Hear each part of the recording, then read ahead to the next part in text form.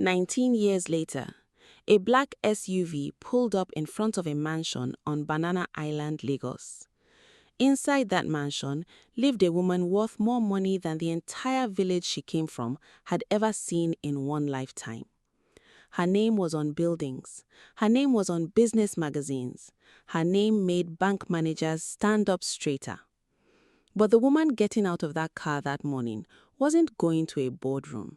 She was going home, back to the same dusty compound where, at 16 years old, her own father had once handed her over to a 45-year-old man like she was a bag of rice being traded for a debt.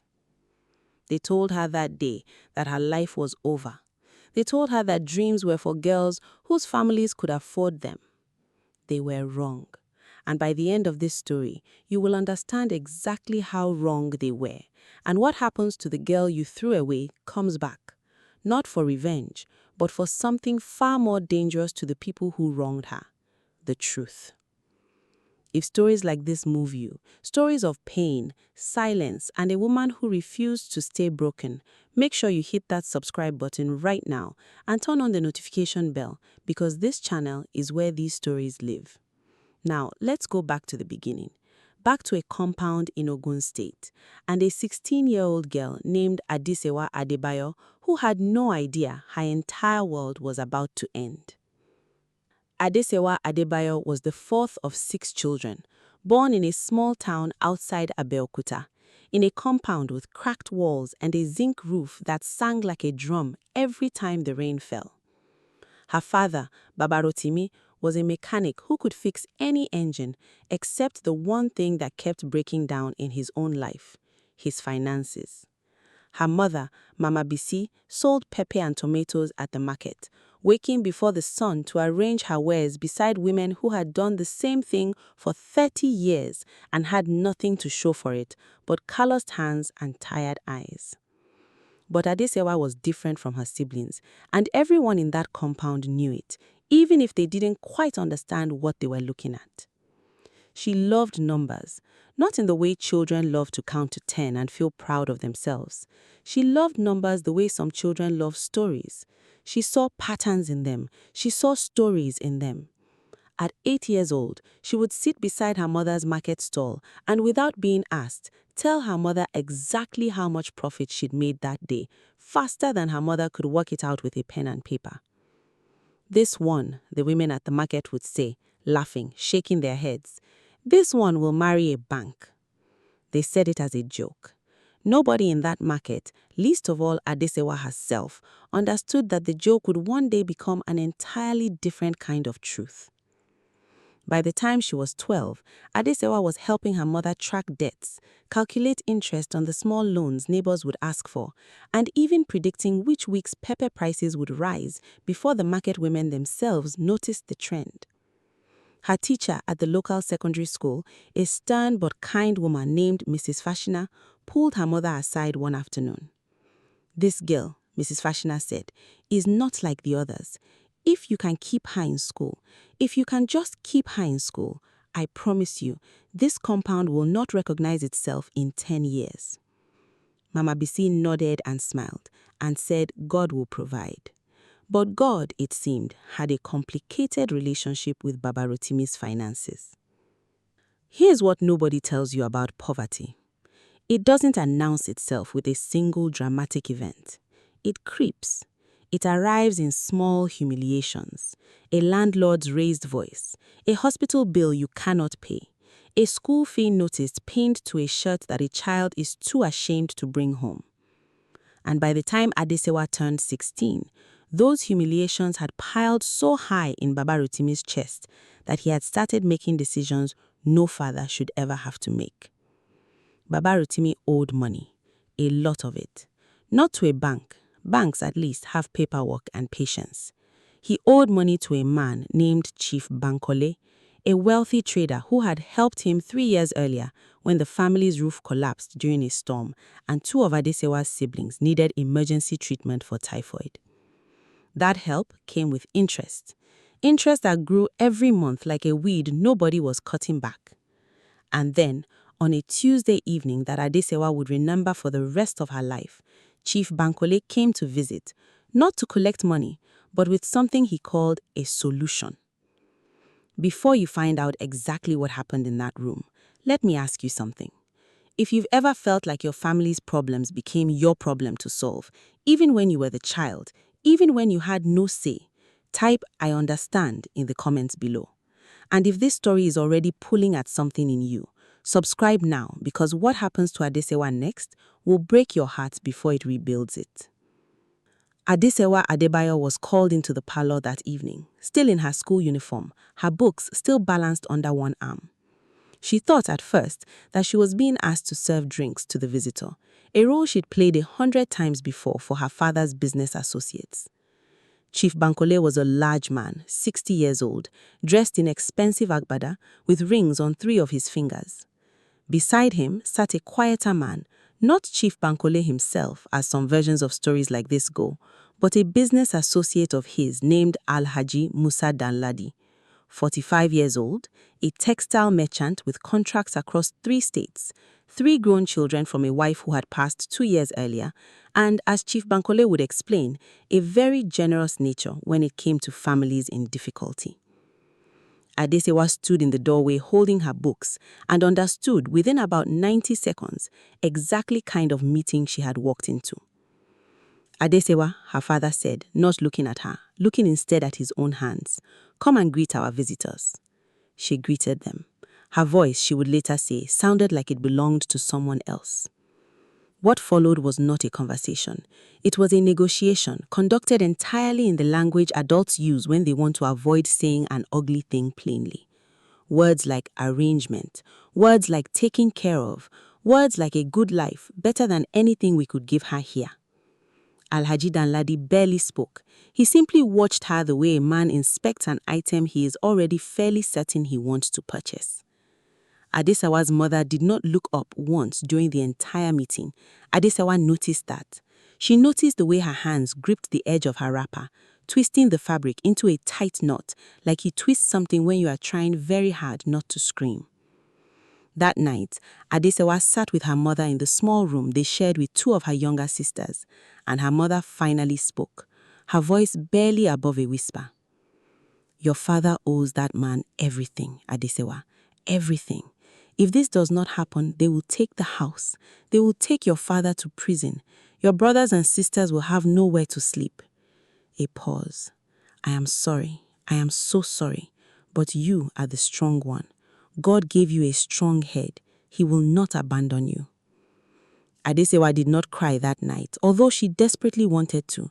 She had already learned at 16 the particular discipline of grief that gets postponed because there is no room for it.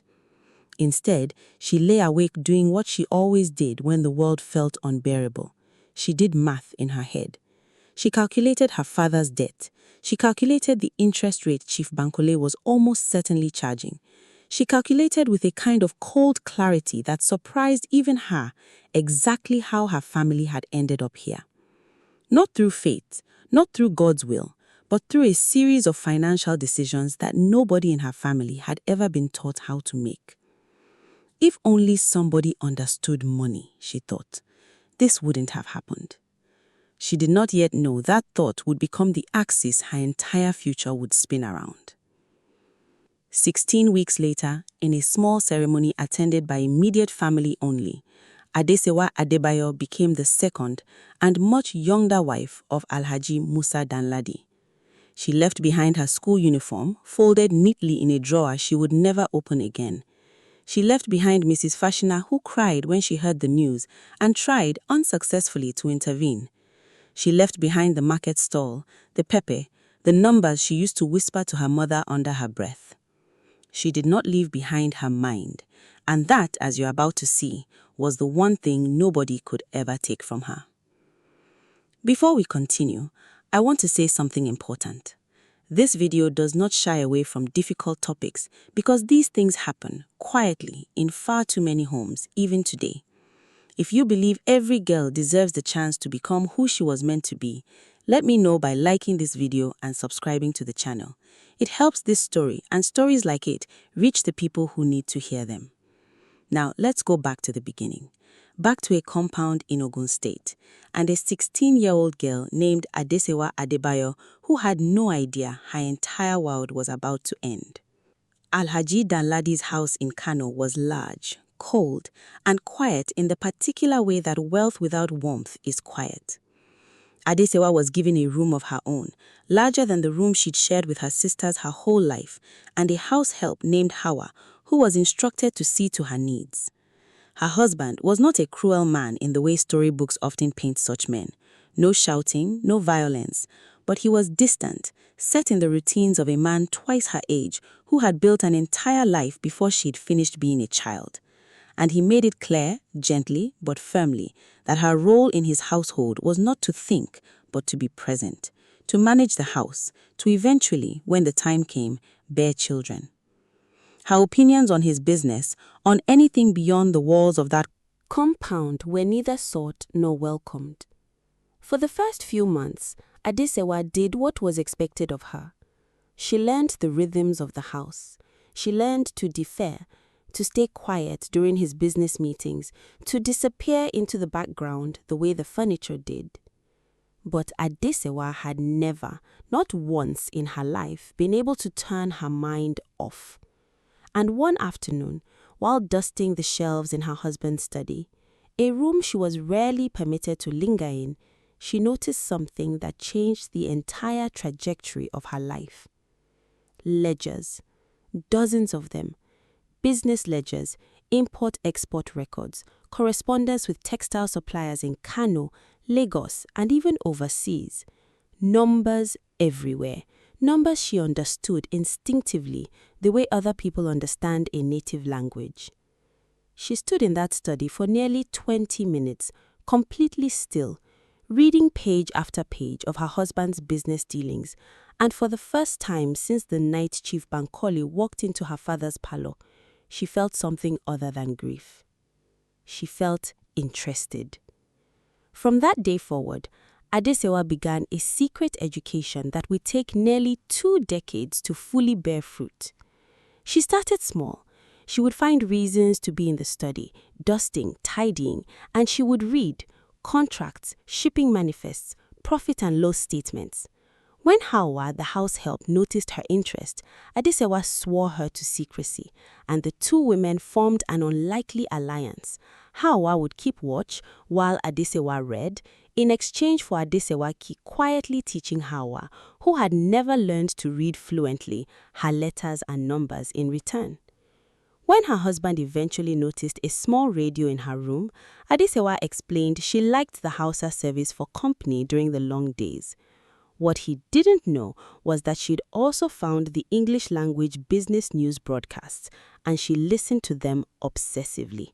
Market reports, currency updates, interviews with entrepreneurs, soaking in a world he had no idea she was reaching for.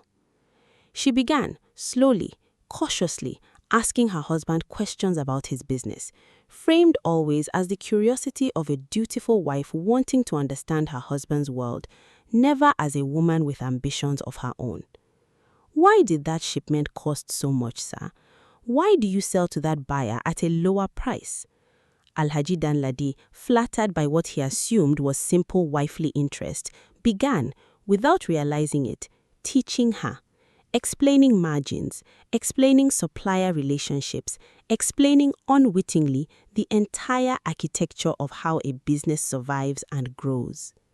He had no idea he was training his own successor in exile. Here is something Adesewa would say many years later in an interview that shocked an entire nation. They took my school, they took my childhood, they took my name and gave it to a stranger. But they forgot one thing.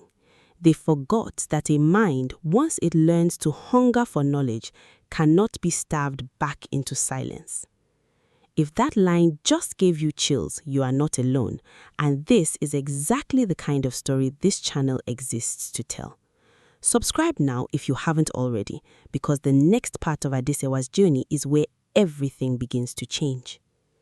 3 years into her marriage, at 19 years old, Adesewa gave birth to a daughter whom she named Folake, meaning to be wrapped in wealth. It was, some might say, An ironic name for a child born to a girl who had been sold like property, but Adesewa meant it as something else entirely. A promise, a vow that her daughter's life would look nothing like her own had. Motherhood changed something in Adesewa. It gave her a fear sharper than any she'd felt before. The fear that if something happened to her, if she died in that house as invisible as she'd felt for years, no one would be left to protect her daughter from the same fate. That fear became fuel. It was around this time that Adesewa met a woman who would become the second great turning point in her life, a trader named Ladi, who came to the compound selling fabric and beauty products door to door. Ladi was loud, funny, sharp as broken glass, and utterly unbothered by hierarchy. She noticed Adesewa's quiet intelligence within minutes of their first conversation. "You people are keeping this one locked up like a secret, though," Ladi said to Hawa one afternoon, half only joking, watching Adesewa mentally calculate Ladi's profit margins on a batch of Ankara fabric before Ladi herself had finished the sentence explaining the prices. Ladi began visiting more often, ostensibly to sell, but really over time to talk. And through Ladi, Adesewa learnt about something she'd never encountered in her sheltered world, the concept of a woman running her own business independently without a husband's permission needed for every decision. Ladi supplied fabric to over a dozen tailors across 3 towns. She had savings. She had, in her own words, money that answers to nobody but me. Adesewa asked Ladi one question that day that would set the next 15 years of her life in motion. "How did you start?" Ladi explained that she'd begun with almost nothing, a small loan from a cooperative society, a call a ajo or a susu in different parts of the country, a rotating savings group where a small circle of women contributed money regularly and took turns receiving the pooled sum to invest in their businesses. That night, Adesewa did not sleep. She sat with a pencil and a notebook she'd hidden beneath a loose floorboard beneath her bed. The same notebook, incidentally, that she would one day donate to a museum exhibit on Nigerian entrepreneurship, though of course she had no idea of that yet. And she began to plan. She had no money of her own. Her husband controlled every naira in the household, but she had something else: information. She understood from years of quiet study exactly which fabrics moved fastest in the Kano market, which suppliers overcharged, which buyers were desperate enough to pay a premium for reliable delivery. She began, in small and careful ways, to advise Hawa, who, unlike Adesewa, was permitted to leave the compound freely to run errands, on small trades. Buy this fabric here, sell it fractionally higher there. Hawa, in exchange for Adesewa's guidance, would split the tiny profits with her, hiding Adesewa's share in a tin buried behind the outdoor kitchen. It was, by any measure, a laughably small operation. A few hundred naira here and there. But Adesewa was not thinking about the money. She was thinking about proof. Proof, first and only to herself, that the instincts she'd carried since childhood, the instincts everyone told her didn't matter once she became a man's wife, were real, were valuable, were hers. Within 2 years, that tin behind the outdoor kitchen held more money than Adesewa's own father had ever kept in a bank account in his life. We're just getting started, and I promise you, the transformation ahead of Adesewa is nothing short of extraordinary. But before we go for that, if you want to see more real, raw stories about women who turned unimaginable pain into unstoppable power, subscribe to this channel right now. It genuinely helps us keep telling these stories. Now, back to Adesewa, because everything is about to change again, and not in the way you'd expect. When Adesewa was 28, Alhaji Danladi suffered a stroke. He survived it, but only barely, and the man who emerged from that hospital bed 6 weeks later was a shadow of the businessman who had once explained shipping margins to his young wife without a second thought. His speech was slurred, His right side was weakened, and for the first time in 12 years of marriage, Alhaji Danladi needed Adesewa for something other than running his household. He needed her to run his business. His adult children from his first marriage, 2 sons in their 30s who had always treated Adesewa with a mixture of suspicion and condescension, assumed control would fall to them. But both sons had spent their lives in comfortable ignorance of the actual mechanics of their father's textile empire. One worked in banking in Lagos and had little interest in fabric, and the other had, quietly and repeatedly, been caught skimming money from supplier payments, a fact Adesewa had noted years earlier and filed away without comment. Desperate and frightened by the sudden fragility of everything he'd built, Alhaji Danladi, propped up in his hospital bed, asked Adesewa, the wife he had never once consulted on a single business decision in 12 years, to take his ledgers to his most important supplier meeting the following week. She did not tell him that she already understood those ledgers better than he did. That meeting, with a Lagos-based supplier named Mr. Chukwuma Eze, would become the origin story Adesewa later told in interviews, though she rarely gave the full, unvarnished version. Mr. Eze, expecting to deal with a nervous young wife delivering paperwork, found instead a woman who not only understood every clause of the existing contract, but identified within the first 15 minutes a pricing structure that had been quietly disadvantaging her husband's company for over 3 years. "Who taught you this?" Mr. Eze asked, stunned. "No one," Adesewa said. It was in its way entirely true. Over the following 18 months, as Alhaji Danladi slowly recovered, though never fully, Adesewa became, in practice if not in official title, the operator of his textile business. She renegotiated supplier contracts. She identified 2 employees who had been quietly stealing inventory for years. She expanded distribution into 2 new states using instincts she'd spent over a decade sharpening in secret. Revenue, which had been flat for nearly 5 years under Alhaji Danladi's increasingly disengaged leadership, grew by nearly 60% in under 2 years. His sons were furious. Adesewa, they said, behind closed doors, was getting ideas above her station.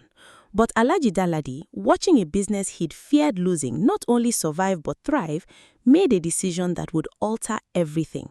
He began, formally, transferring operational control and eventually partial ownership of the company to Adesewa. It was not romance. It was not sentiment. It was, Adesewa would later say plainly, a man who finally understood that his own comfort depended on my mind after 12 years of pretending it didn't exist. There's something worth sitting with here. Adesewa never set fire to that house, never screamed, never demanded recognition. She simply became so undeniably necessary that recognition became the only rational choice left. That, perhaps, is its own kind of quiet revolution. If you are feeling that shift in the story right now, that moment the tide finally turns, that's exactly why this channel exists. Smash that subscribe button, drop a comment telling me where you are watching from, and let's keep going, because Adesewa's real transformation is only just beginning. Alhaji Danladi passed away peacefully 4 years later when Adesewa was 32. In his will, a document his sons contested bitterly and unsuccessfully in court for nearly 2 years, he left Adesewa 40% ownership of the textile business, along with full custody and financial provision for their daughter Folake, now a sharp, confident 13-year-old who had grown up watching her mother read ledgers by lamplight and had, unsurprisingly, developed a fascination for numbers all her own. The court battle was ugly, painful, and public in a way Adesewa had never experienced before. Danladi's sons argued she had manipulated a dying man.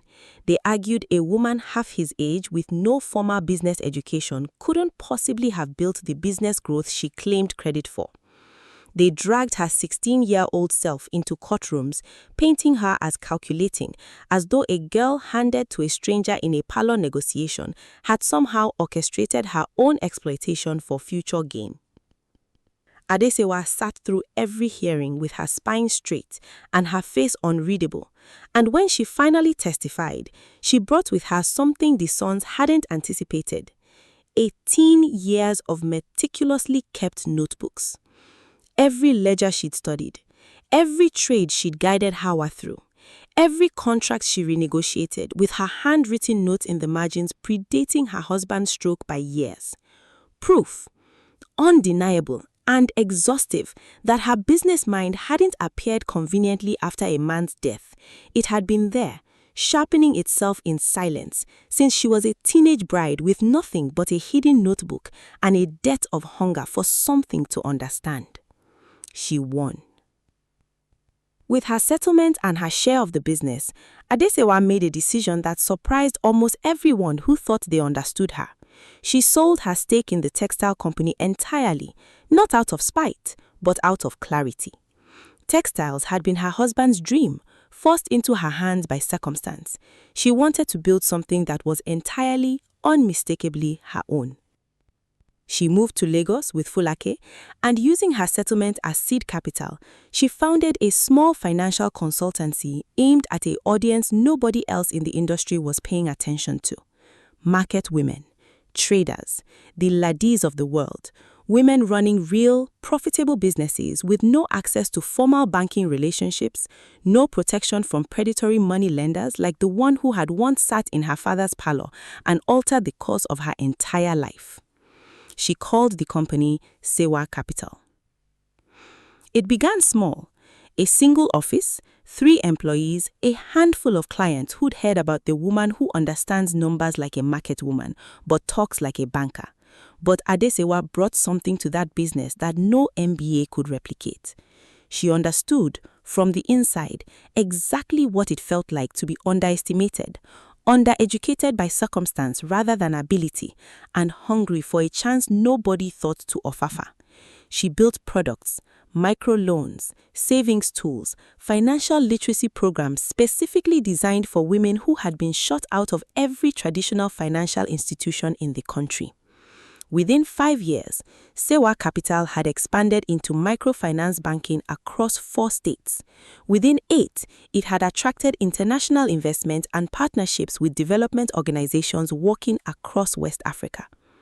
By the time Adesewa turned 35, Forbes Africa had profiled her as one of the continent's most influential self-made businesswomen, a woman worth, by conservative estimate, well over $20 million, who had built her fortune not despite her past, but by transforming every lesson buried in its wreckage into a business model that lifted thousands of other women out of the exact trap she had been sold into once. I want to pause here for a second because I think it's important. Adesewa's story isn't a fairy tale where pain magically transforms into gold. It took nearly 2 decades of quiet, unglamorous, exhausting work, reading in secret, negotiating in the margins of a life that wasn't fully hers, studying ledgers by candlelight while everyone assumed she was simply dusting a shelf. If there's a lesson buried in that, it's this: transformation is rarely loud. It's built in the rooms nobody's watching. If this story is teaching you something today, that's exactly why I need you to subscribe, so more of these stories can find you, and so this channel can keep going. Now, let's go back to where we started, because remember that black SUV pulling up outside a compound in Ogun State? It's time to find out exactly why Adesewa went back. News travels strangely in small towns. It arrives sideways, through cousins of cousins, through market gossip, through a nephew who saw a magazine cover in a barber shop in Abeokuta and recognized, with a jolt, the face of the auntie everyone had quietly stopped mentioning at family gatherings. By the time Adesewa turned 35, everyone in her hometown knew who the girl they gave to that old man in Kano had become. And knowing, it turned out, changed things. Baba Rotimi, now 71 and long since sold his mechanic shop due to failing health, was the first to reach out through a letter, hand-delivered by one of Adesewa's younger cousins, apologizing in careful, formal language for the difficulties of those years and expressing his hope that his daughter, now blessed with such success, might find it in her heart to assist her aging parents and struggling siblings. Her siblings followed. Requests for school fees for nieces and nephews, requests for a small loan to start a business, ironically enough, in fabric trading. A cousin asked, without any apparent irony, whether Adesewa might be able to help arrange a good marriage for his own 16-year-old daughter to a business associate, a request Adesewa read 3 times before setting the letter down and sitting in silence for nearly an hour. For months, Adesewa did not respond to any of them. It wasn't cruelty. It was, as she would later describe it, learning to sit with something before I let it decide my next move, the same discipline that had built her entire career. She thought about her mother's twisted wrapper, twisted so tight the night of that parlor meeting. She thought about Mrs. Fashina, who tried to save her and failed. She thought about a notebook hidden beneath a floorboard and the 16 years it took that notebook to become a company employing over 400 people. And eventually, she decided to go home. Not for revenge, not even entirely for reconciliation. She went home because she had built, from nothing but stolen study and quiet defiance, an understanding of exactly what her family's poverty had actually been. Not a moral failing, not fate, but a structural trap that thousands of families like hers fell into every single year, for lack of financial literacy, for lack of access, for lack of anyone willing to teach them what she'd had to teach herself, in secret, by candlelight, in a house where her opinions weren't wanted. She arrived at the family compound. The same cracked walls, though rebuilt now with concrete her siblings' remittances had slowly financed, with Folake beside her, now a poised 18-year-old about to begin business studies at university by her own choice in London. Baba Rotimi wept when he saw her. Mama Bisi could not speak for several minutes. Adesewa did not shout. She did not recount in bitter detail everything the family had cost her. Instead, she said something that, according to family members present that day, none of them ever forgot. I am not angry anymore. I spent a long time being angry, and it built nothing. But I am not here to be the family's answer to every problem money can solve either. I am here to begin to build something, a foundation in my name that will pay school fees for girls in this town, provide small business loans to women like my mother, and, she paused here and looked directly at the cousin who had written asking about his daughter's good marriage, ensure that no father in this family or this town ever again believes that selling a 16-year-old girl's future is an acceptable solution to a debt. The cousin, witnesses say, did not meet her eyes for the rest of the visit.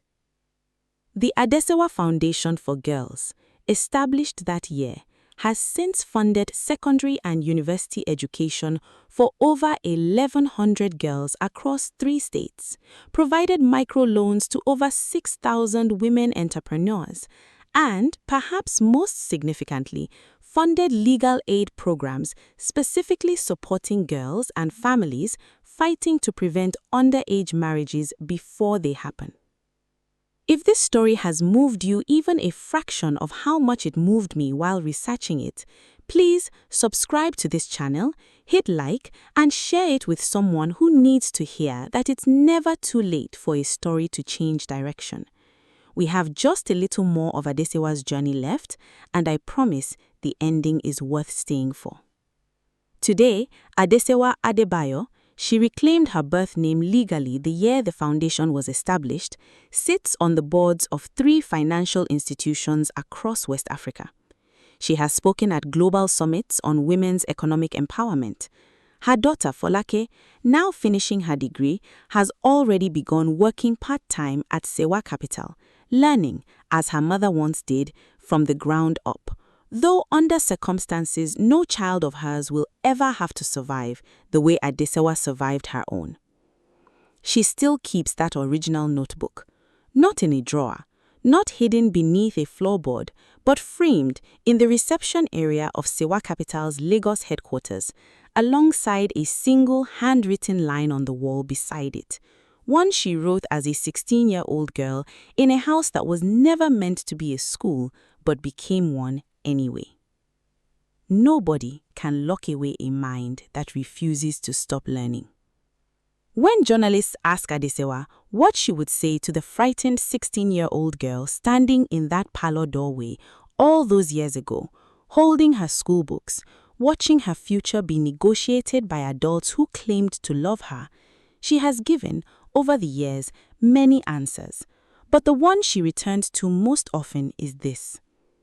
I would tell her, you are not being erased, you are being tested. And you will pass, not because it will be fair, but because you will refuse every single day to refuse to stop becoming who you actually are, no matter how small the room they've put you in feels. They can take almost everything from a girl. They cannot take her mind unless she lets them. Don't let them. And that's Adesewa's story. A girl handed away at 16 who quietly, patiently, relentlessly built herself into someone nobody could ever hand away again. If this story touched you, moved you, or reminded you of someone's strength you know personally, let me know in the comments. I read every single one. And if you want more powerful, real, transformative stories like this, make sure you are subscribed with notifications turned on, because we post new stories every single week. And trust me, you do not want to miss the next one. Thank you for watching. I'll see you in the next story.